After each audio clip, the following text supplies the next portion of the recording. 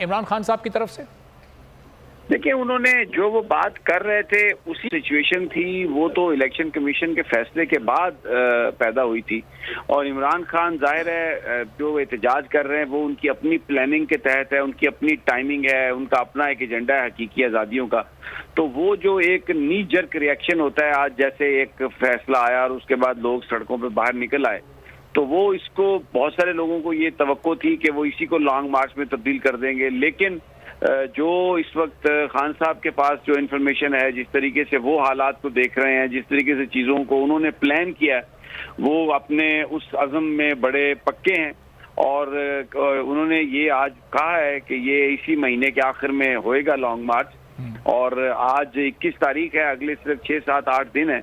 तो वो किसी प्लाट का वो हिस्सा नहीं बनना चाह रहे थे, किसी चीज के रिएक्शन में वो लॉन्ग मार्च को नहीं ला रहे थे।